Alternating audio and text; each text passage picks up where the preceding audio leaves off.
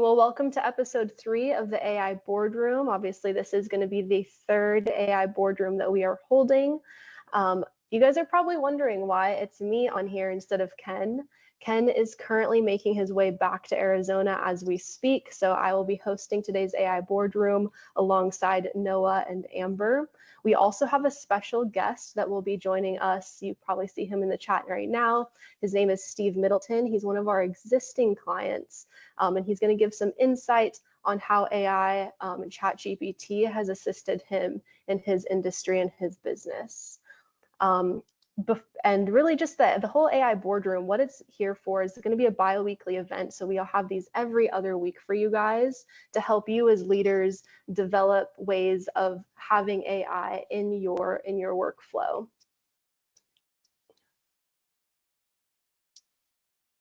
The purpose here, let me switch over real quick. Sorry, guys. Still getting used to this. So our purpose here is to make sure that you understand AI. I'm sure you've been bombarded with AI a bunch, from social media ads to even, I don't know if you have noticed, but even walking through the grocery store, there's little QR codes with certain AI tabs attached to them to help you assist navigating the grocery store or shopping or whatever the case may be. It can be a little bit overwhelming for a lot of people. So we really want to make sure we are honing in on how to define the process so you have the best success moving forward and the solutions provided, not just the tool. We really want to focus on the outcome that you will have using AI as well, asking better questions, having clearer opportunities, and really just a smarter path forward.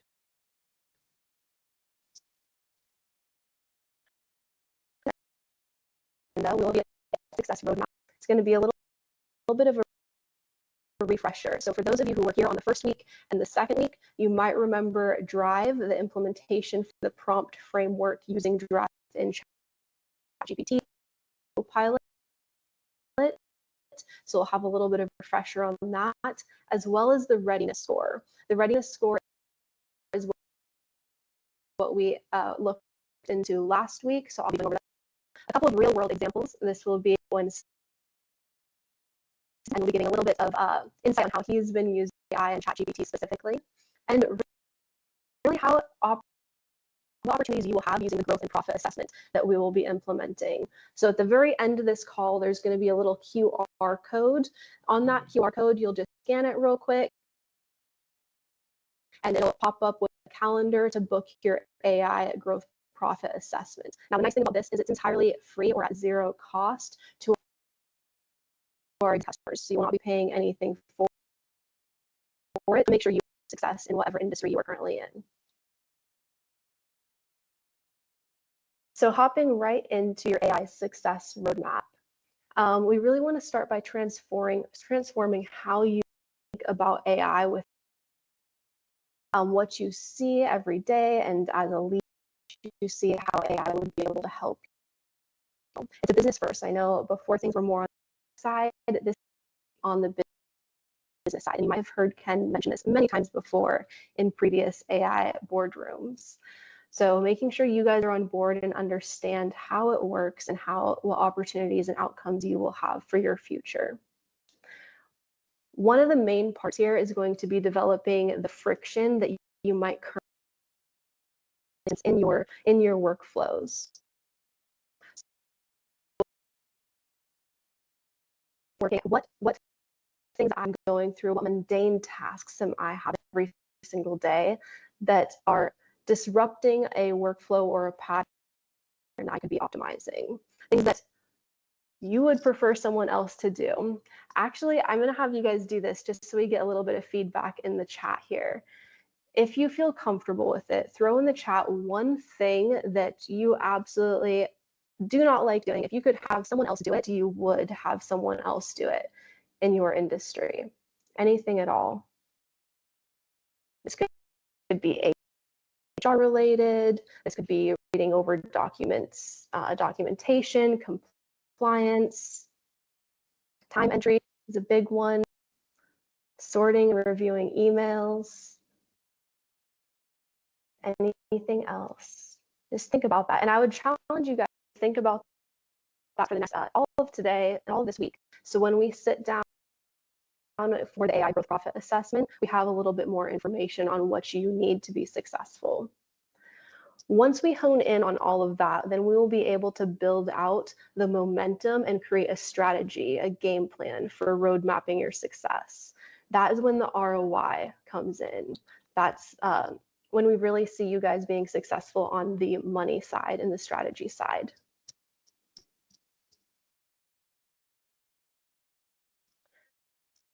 How AI helps you guys. So there are two main parts when it comes to AI. We have our thought partnership. These are the ideas that we create in AI. The expert guidance for complex business challenges and asking AI questions. Now, some of you may already be using this. You may have already implemented it here and there, and using ChatGPT or Copilot, any forms like that. When it comes to the thought partnership and creating these ideas, that's a fantastic way to use AI. But where we're going to see the most ROI and the most success is the automation platform for AI. This is where we see the money side. So having those repetitive tasks be done for you instead of you doing them or tasking them off onto other employees that are probably trying to navigate a million other things throughout their workdays.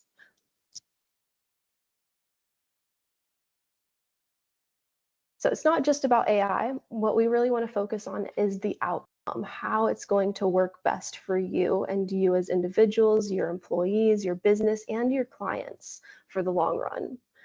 So for the rest of this week, when you get a chance in your notes or wherever you keep your notes, I would type down anything that is a mundane task for you. Just punch it in. So when we get on that AIGPA, you can walk us through it and we know where we're able to help you best. When we have these business challenges that you're experiencing, then we'll be able to create a strategy to implement a better roadmap for you guys.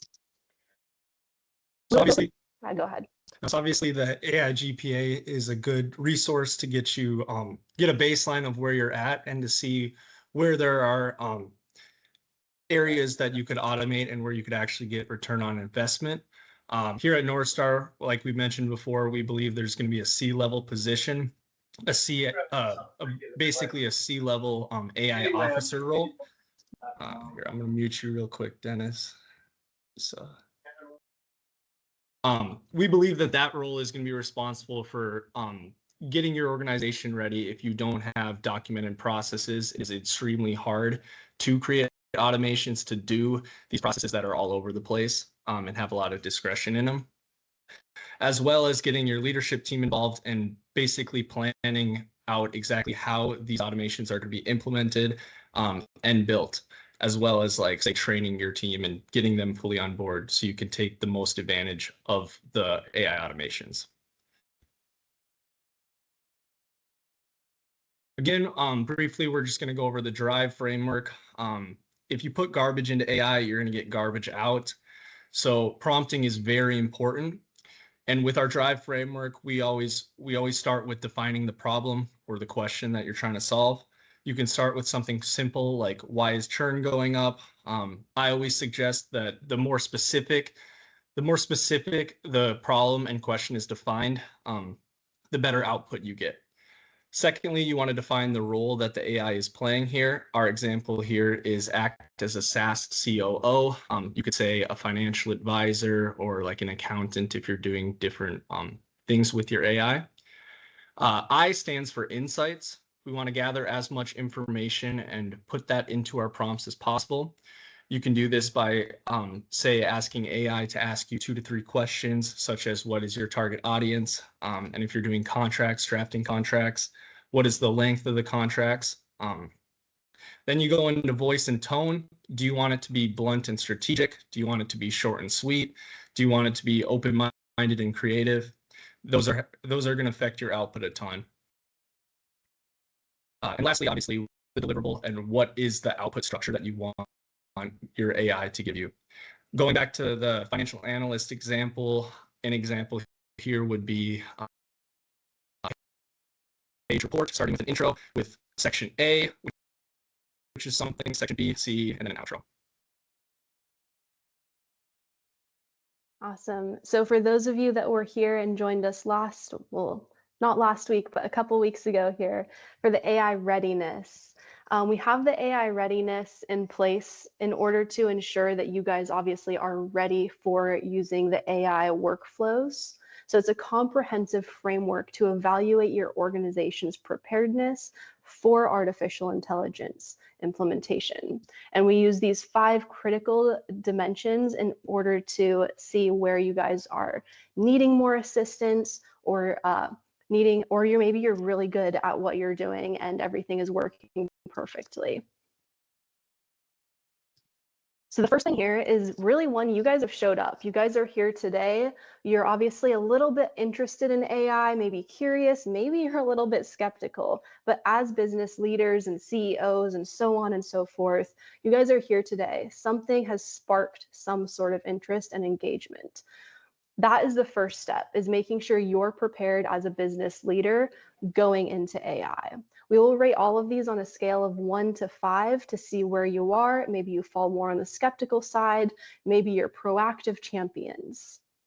The second step here is goal definition. We need to make sure that you guys have defined goals within your business. Now, some people are going to have a super clear defined goal, a path forward. Other people don't really know. Maybe it's kind of all over the place. With that AI growth profit assessment, we will be able to help navigate those situations, whether you're super confident in it or a little less confident in it. Either way, we want to make sure that goal definition is taken care of.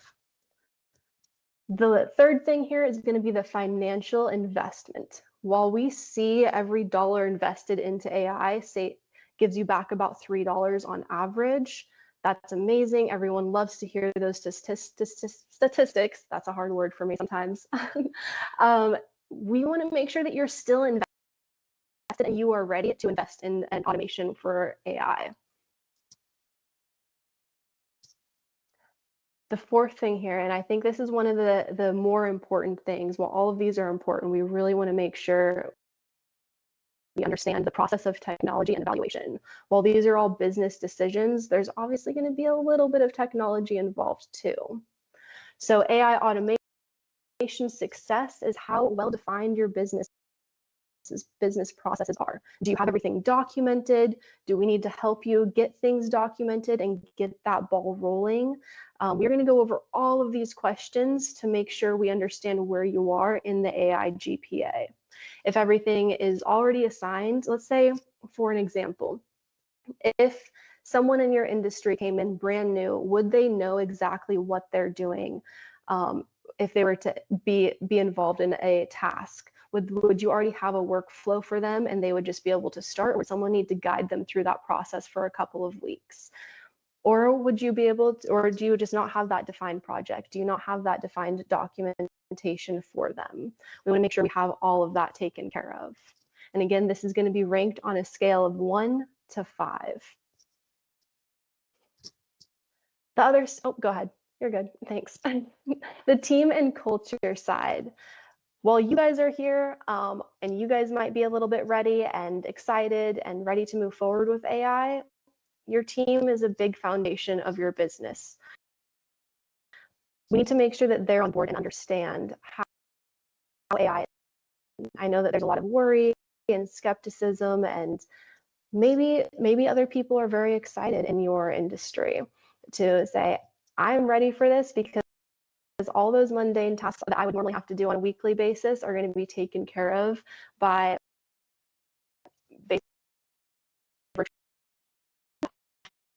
more important for my role.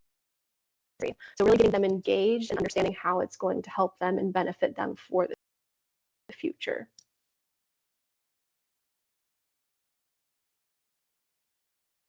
This thing here is going to be the compliance and the security. Our security is for us. That is not just going to be when it comes to the cybersecurity side, but when we're implementing AI, we need to make sure that we have the security taken care of for you, especially when we're talking about legal and when we're talking about healthcare. There's so much compliance that goes into that. The security is a huge huge process involved.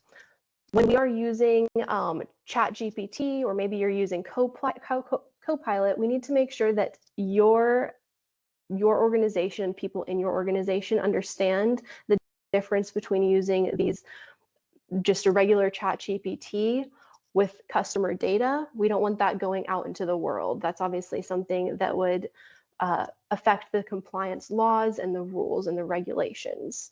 So we'll make sure that everything is taken care of on the compliance and the security side. All right, guys, I am super excited here. I want to welcome Steve Middleton. He is one of our existing clients, like I mentioned before, a special guest that we have for you this week. And he has implemented ChatGPT into his business, and it's helped him significantly. So we've been kind of going back and forth with him, getting insight on how it's been beneficial for him. Steve, are you off mute right now? Let's see. I am. Awesome. Hello, Steve. How are you today?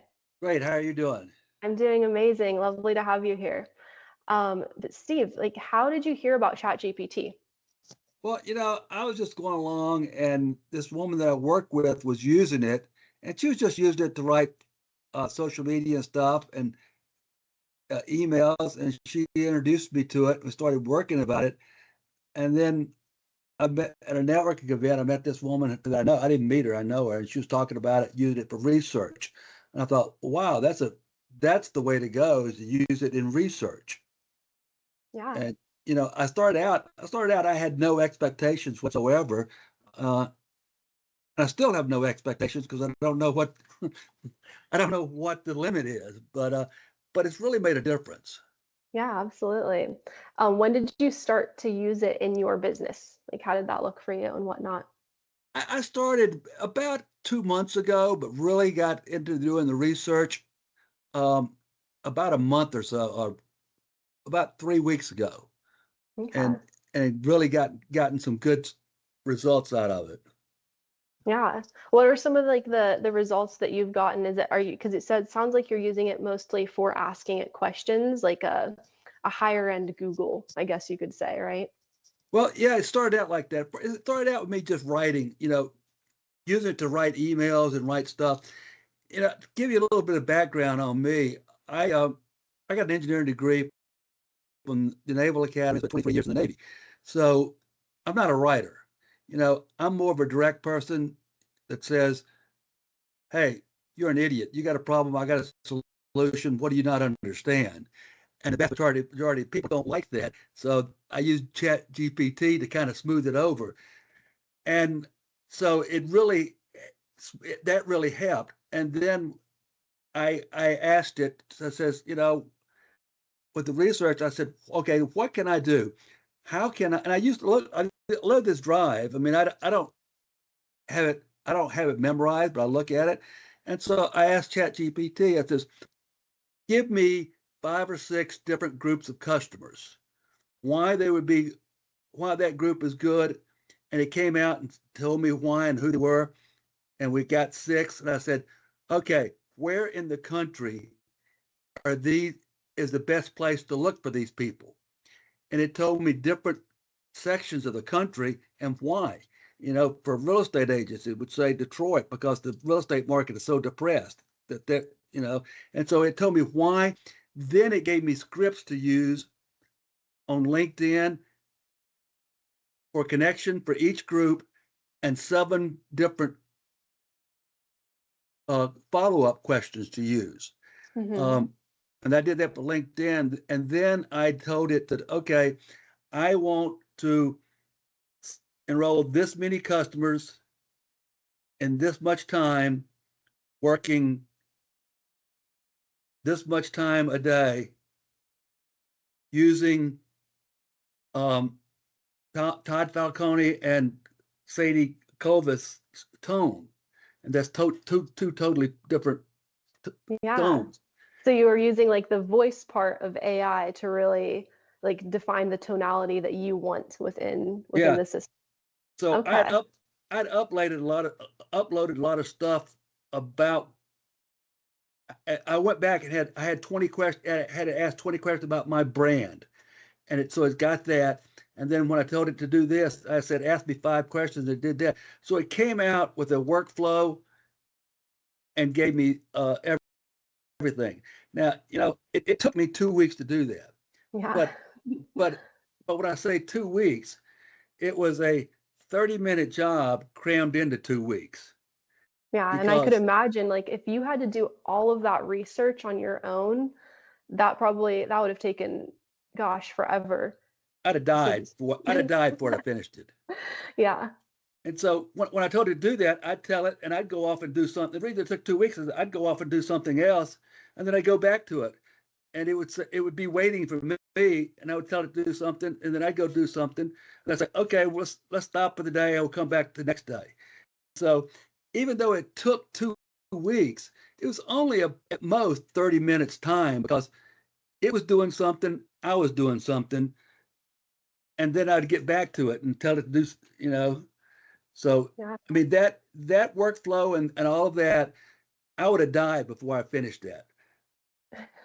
Well, that's awesome that you're using ChatGPT in that way and really identifying how it is able to help you as being a thought partner for sure. And it sounds like you said you didn't have any expectations before using ChatGPT in your industry, but would you say it's exceeding those expectations now? Oh, absolutely, absolutely. Because you know, when I get conversations on LinkedIn, I just put it in there and it gives me the answer. If I don't like the answer, I tell it to do something else. But I don't have to think about it a lot. And it goes so I can go a lot quicker and and answer a lot more people write. I've got the scripts already written. I just copy and paste them. I don't have to think about them.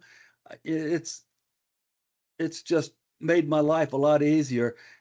And and it tells me, it even tells me, okay, in the morning you want to work this long on this project. In the afternoon, work this long on this project. And It's so giving you kind of like that designated time to stay on track with your business. yeah, a workflow, and just it just tells you tell me this is what you want to do each day. You want to do this, and this in that order. There you go. There you go. What would you say for someone who might be a little bit skeptical or leery of having ChatGPT and having AI implemented into their business? What would you say, like, what would you tell them to help kind of get over that fear, or that skepticism? Well, it goes back to what I said first. I use ChatGPT to smooth off my talking, but There you go. I actually love that part too, because like when I started using ChatGPT, I was like, you don't have to use like the voice that it automatically kind of assumes. You can use any actor, singer, anyone that is like any voice that you really want. You can use Matthew McConaughey if you really want to. It doesn't matter. And it's going to have like a simple little strategic way of putting his voice and his tonality into whatever you want. So that's amazing. yeah, because I picked two leaders Mhm. to have their influence on all of my messages. Sadie is very warm, nice. Todd is more direct. So I have it work with those two so that I don't say, you're an idiot, you got a problem, I got a solution.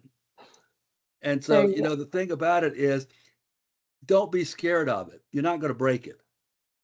Exactly.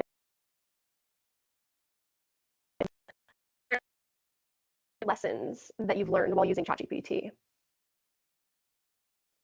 Yeah, I don't. Yeah, it's just amazing. The whole thing is amazing, and I don't know. There's no limit. Hmm. I don't know how. Well, I'm just creeping along and just thinking of things, and it will write something, and I'll say, well, what about this? They say, oh, that's a great professional idea. And so it comes back to you and says, oh, you're doing a great job. That's a great idea. Let's put that. So it says, oh, okay, I feel pretty good about ChatGPT telling me I'm doing a great job. But but it's I don't know. I mean, I want to use it more. I want to learn more about it. And I'm doing that because I'm still taking baby steps, but I'm going along and using it more and finding it more helpful. And Yeah, yeah, absolutely. And I think that's what we have the AI boardrooms for too, is like this is a business opportunity for you guys to really learn and implement different ways of how to use AI tools to be more successful, and then eventually build out the growth profit assessment and whatnot for you as well. Are there, when it comes to, like, let's say if you lost AI tomorrow and the tool of that, would you, where would you be? What would you be doing? How would you feel? Like, would that put a big bump in the whole scheme of things? it would. And now all of this stuff that I had to do, I've saved on my computer. So at least I've got that. So if I Hmm. lost it, I could still go copy and paste, but I couldn't grow anymore on it. It's like then I'd be at the ceiling. Yeah, yeah, and you would have to like do all of the extra stuff Yeah. along with So it, which is, anything new that I thought about it, it was like, oh crap. I would have had it ChatGPT do that, but I don't have that anymore. So I got to do it. I got to think about it and do it myself. yeah. Well, it sounds like it's been super beneficial for you having ChatGPT as a tool in your little toolbox. I know some people use Copilot. Really, it doesn't matter what you use. At the end of the day, it's still a learning process for a lot of people. And so I would just recommend getting comfortable with it. Do what Steve's doing. Use the DRIVE acronym that we have in place to get comfortable asking creative questions, and questions that are going to help you and your industry. And then we are able to help guide you through the AIGPA after that. But really just getting you guys comfortable. Do you guys have any questions for Steve while we have him on? You guys I can mean, come this off mute. Go ahead. this isn't really a question, but Steve, it sounds like you're sort of you're using your AI as like a thought partner in almost a little bit of what we're talking about, where we think that everybody's sort of going to have like a digital employee to help them out. Where we see the next level is imagine if you have basically a person in Microsoft Teams that you could message or message you right in the morning and lay out your day basically with like those 20-30 minute segments, like how ChatGPT was doing for you, as well as like be able to like add them to your Microsoft to do summarize any emails or things like that. Yeah, Yeah. that's about it because it developed this workflow process for me. Yep. So it is helping me do that and get through the day. And it is it's a thought partner and a research analyst. Yep. Mhm. Yeah, Yeah. And absolutely. So I was just gonna say, I have a quick question too. I know you mentioned using some of the scripts and kind of that outreach messaging, smoothing over your tone. Have you seen more response from people now that you're using that kind of messaging on LinkedIn and other platforms? Oh yeah, yeah, yeah, because it's a smoother message, warmer message, more relatable, and so I have seen more response. Awesome. That's great. There you go. Heck yeah. I And it saw get that it gets Robert. it back to I'm a direct person, and so using that doesn't make it that way and makes it smooth and warm and relatable, and people don't vast people don't want to hear that you're an idiot, you got a problem, and I got a solution. They just don't want to hear that. That works on very few people. Was there any other questions here? I saw that Robert was off mute for half of a second. I wasn't sure if you had a question or if anyone else in the chat does. No, I was just a little late getting to the meeting here. So No worries, no worries. Well, thank you, Steve, so much for participating in this and being a voice for how AI has been helpful as a tool in your industry. Do you have any other comments for anyone else? And I'll say after I did all this, I sent it to woman that I'm with, she and I were partners in this, and she was just flabbergasted. This is what we've heard out of our career. Do business, the workload is to do it. And no one has ever said, everybody always said, take massive action. Well, this is the answer. This is massive action. Yeah, learning how to talk with AI and have it as your tool, for sure. Well, I appreciate your time. Thank you so much, Dave. Thanks for showing up and being here with us today. Friends, we're going to move on to the next slide here. Yep. Yeah, so now we're just going to go over a couple just use case examples. Say for after you fill out the AIGPA, we'll come up with a couple ideas where in your business you have friction. For this example, because healthcare is one of our main industries, we're going to use the problem of an average clinician or staff member spending 10 to 15 hours per week on manual prior authorization. This is and causing delays in treatment timelines. An example of a workflow that C-level AI officer how to be built would be something that extracts the necessary health information from the records. It would automatically complete insurance authorization forms or fill them out and then push it to actual human input that would manually approve and review all of the information, or if there's any discrepancies or things that need to be changed. The goal for this workflow would be 10 hours of time saving per provider.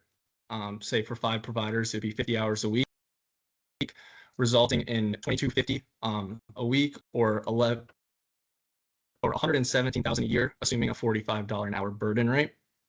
On top of the efficiency improvements, you could have a goal of 20 to 40% faster authorization turnaround, and because of that, get paid quicker and reduce cash flow problems. Awesome. The second example that we have here is going to be for the long-term care system, specifically in staffing and scheduling. What we typically see is about 8 to 12 on a weekly basis, manually uploading or building staff schedules, resolving call-outs, and ensuring with staffing ratios. That can be a lot of time and a lot of time saved with the implementation of having an AI or having AIGPA. This would predict the staffing needs on census data and historical patterns that you have. And again, this is going to be specific towards the healthcare. We would want to build it out for obviously other organizations too, and what your needs are in your organization specifically, but suggest optimal shift assignments and automatically alert for compliance gaps. The estimated time saving here is about 10 hours per week per 2 administrators, so about 20 hours a week in time saving. If we translate this over into the cost and the savings in cost, that's about $52,000 a year. And again, this is just one little part of the healthcare industry. There's so many other implementations that we're able to use here. What I really like about this, because I know like when I'm thinking about going to the doctor or going to a healthcare facility, there's so many people in there doing so many different things, and you can tell people are busy with probably little tasks like this that they need help, right? So what we're seeing is about 10 to 20% in improvement in shift coverage, which is equaling better patient care. So your patients and your clients are taken care of. And it reduces compliance risks and improves the staff's morale. They're no longer having to focus on spending this time to do those mundane tasks and to have to build out schedules and resolve these call-out issues. Yeah, at the end of the day, like every company's goal is to be more efficient with the current staff. And obviously in some situations you have to expand your staff, but hiring can be hard and add a whole other level of complexity to expanding. Okay, we're gonna go over one last one here. This involves medical coding or tagging. In this example, it's there's a bunch of issues with incomplete or inaccurate chart notes, which are leading to issues such as claim denials, rework by the staff, or slowed payments. The manual coding is also being overwhelmed by volume, and it's costly to scale. Like I was talking about a little bit earlier, like this might be a situation where you'd have to add team members in order to be efficient in this way. If you're able to use an automation, though, you could do something like, say, have something monitoring clinical notes, and like if there's saved changes, it could then look at that, review all of that, suggest a compliant code, and then send it to human interaction to just review or approve that, as well as monitoring for any inconsistencies or gaps in documentation that then need manual input. For 6 coders here, saving 5 hours a week, that would be 30 hours in time savings for this example company. At a $50 an hour burden rate, that would be equivalent to $1,500 per week or $78,000 annually. The strategic impact here would be a 10 to 15% drop in claim denials, reducing the rework by the staff members currently, and improving cash flow. These are basically just set basic examples of what we could start deep diving into after the AIGPA. Obviously, we have our goals, we have how we would sort of want the workflows to go, and what issues we're actually trying to solve here. So as you can see, there's lots of opportunity in this. Really, the opportunities are endless. No matter your industry, no matter your business, there are ways to save time, and there are ways to have an ROI and save money at the end of the day.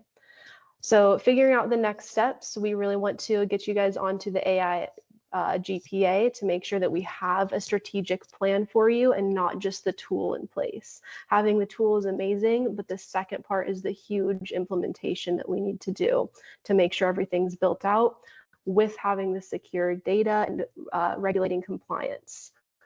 So mapping your workflow, building out prompt automation. As I mentioned before, I would challenge each and every one of you to start putting into your notes what tasks that you're doing or what tasks that your employees are doing that could be done or possibly be done through AI, through an automation. So we can, when we go over this meeting with you, then we can actually help you navigate through those situations. So we have the little QR code, which we're also going to throw in the chat for you, just in case people are on their cell phones. The QR code, for those of you who are still a little new to QR and all of that jazz, just use your cell phone if you have it ready. Click on the QR code and it'll pop up with a calendar, and you'll schedule your AIGPA there. This call is about an hour long. We'll walk you through each one of the questions for the readiness program and the risk assessment to make sure that we have a platform and a foundation for where we're going to go next. And then we'll set up another call to go over what findings that we have for that. I will be giving all of you guys a call probably within the next 5 business days here to make sure that you are understanding everything. And if you are not able to schedule it right now, then I will schedule it then for you. In the meantime, are there any other questions that we have about the readiness, the drive prompt, maybe questions for Steve that you thought of? Yeah, I was just going to say the assessment really is that big next step, because just blindly going into AI can, you might get some help here and there, but if you've got an actual strategy to help you find proven methods, and workflows that could save time, going in not blind, that's huge. So this is that next step in the process. If people are ready to make that move, again, Andronique, you had mentioned for current customers, there's no cost to this. North Star, yes, you could just book it, set it up. But what are some things that they should maybe prepare ahead of time if they are ready to make this appointment, like bring to that meeting? Yeah, absolutely. So one of the questions that we ask is going to be based off of the annual revenue. So I would recommend having your annual revenue handy whenever we sit down for the AIGPA. Just having that up on your computer screen or however you decide to do that. It's definitely important. Yeah, I mean, like Steve said too, The opportunities with this AI stuff and automation is really endless. It's just, you have to have a clear path. You have to know where you're at right now. You can't automate things that aren't fully documented already. And that's where we're doing the AIGPA and doing the risk and readiness assessment are so important, and actually being able to have somebody plan out the next 6 to 12 months and how this is going to be implemented. And security. We can never forget security too. I mean, that is so key. You don't want to just be having your clients' information or even your own personal financials. You don't necessarily want those just out in the world. So this assessment helps make sure your systems are ready for all of that as well. With that said, should technicians be on these calls, or what do you suggest for the initial assessment appointment? For the initial assessment, I would say C-level. So just the 1 or 2 people in your organization should be on the first call. When we set up the second call, we can decide at the end of the first call if we want to implement other people in your organization, really to develop a better strategy for those workflows or implement any ideas that might come to the table. But for the first one, for this first initial AIGPA, definitely C-level in the company. Awesome. And the link for the Calendly is in the chat as well. If you're unable to scan the code at this time, you can see it right there.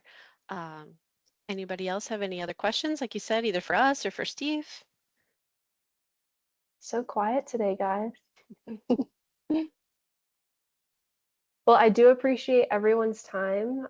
We didn't go over like Ken, so that's good. Yes, great job, you guys. We got you guys 15 more minutes. We got you 15 minutes back. I love that. If you have anything, just let us know. You can shoot us an email.